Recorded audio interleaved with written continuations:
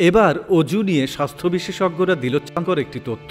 সেই তথ্য আলোড়ন সৃষ্টি হয়েছে বিশ্বজুড়ে। দৈনিক 5 ওয়াক্ত নামাজের 5 বার অজু করার ফজিলত এবার বিজ্ঞানীরা প্রমাণ করে দিলেন। তারা প্রমাণ করে দিলেন আল্লাহ তার বান্দাদের কত ভালোবাসেন ও কতটা হেফাজত করেন। একটা মানুষ দৈনিক 5 বার অজু করলে তার শরীরে কি ঘটে ও কতটা উপকারী সেসব কিছুই জানবেন আজকের ভিডিওতে। প্রিয় দর্শক, আপনাদের কাছে একটি প্রশ্ন রাখলাম, অজুর ফরজ কয়টি? অবশ্যই মুসলিম হিসেবে কমেন্ট করে জানাবেন। আজকের ভিডিওটি সম্পূর্ণ দেখবেন এবং ইসলামের আলো ছড়িয়ে দিতে অবশ্যই ভিডিওটি শেয়ার করে দিবেন। ইসলামের একটি গুরুত্বপূর্ণ বিধান হচ্ছে অজু। নামাজ, সিজদায়ে, তেলাওয়াতে, কাবাঘরের তাওয়াফ ইত্যাদি আমলের জন্য অজু আবশ্যক। অজু পবিত্রতা ও পরিষ্কার পরিচ্ছন্নতার উৎকৃষ্ট মাধ্যম। আধুনিক গবেষণায় দেখা গেছে অজুর স্বাস্থ্য রক্ষার সুবর্ণ নীতি। 1 নম্বরে হাত ধোয়া। অজুতে প্রথমে উভয় হাতের কবজি পর্যন্ত 3 বার ধৌত করতে হয়, তারপর কুলি করতে হয়। আধুনিক বিজ্ঞান বলছে হাতের মধ্যেই রয়েছে মানুষের স্বাস্থ্যের গ্যারান্টি ও নিশ্চয়তা। অর্থাৎ ভালোভাবে হাত ধোয়ার মাধ্যমে আমরা অনেক রোগ থেকে নিরাপদ থাকতে পারি।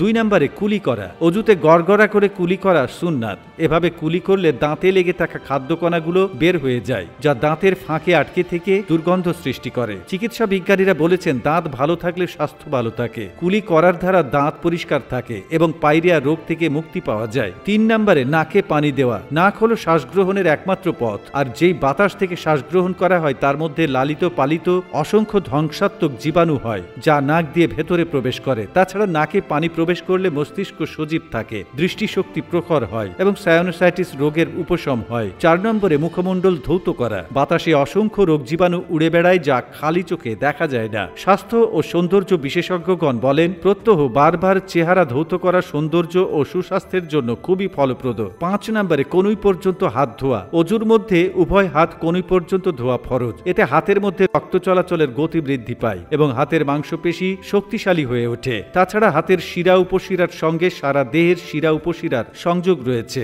সুতরাং কনুই পর্যন্ত হাত ধোয়া হলে প্রভাব সারা দেহে প্রসারিত হয়। বিশেষ করে হৃৎপিণ্ডের রক্ত চলাচল এবং শক্তি যোগানো এসব ক্ষেত্রেই কনুই পর্যন্ত হাত ধোয়া জরুরি। 6 নম্বরে মাথা মাসেহ করা ও ঘাড় মাসেহ করা। মানুষের সব অঙ্গ প্রত্যঙ্গের মধ্যে মাথা সবচেয়ে গুরুত্বপূর্ণ। মাথা মাসেহ করা হলে মাথা ঘোরানো, সর্দি, অনিদ্রা ইত্যাদি কষ্ট লাঘব হয় এবং চোখের দৃষ্টি বৃদ্ধি পায়। আধুনিক গবেষণায় প্রমাণিত হয়েছে ঘাড় মাসেহ করার দ্বারা মানবদেহের বিশেষ এক শক্তি সঞ্চারিত হয়, যার সম্পর্ক মেরুদণ্ডের হাড় এবং অন্যান্য অঙ্গ প্রত্যঙ্গের সঙ্গে। এরপর রয়েছে পা ধোয়া। ধুলাবালি ও জীবাণু দ্বারা সবচেয়ে বেশি আক্রান্ত হয় আমাদের পা। পা ধৌত করা দ্বারা যেমন পায়ের পরিচ্ছন্নতা অর্জিত হয়, তেমনি সেখানে রক্ত চলাচল বৃদ্ধি পায় এবং কর্মক্ষমতা বাড়ে। পায়ের সঙ্গে হৃৎপিণ্ড, কিডনি, পেট ইত্যাদি অঙ্গ প্রত্যঙ্গের সম্পর্ক রয়েছে।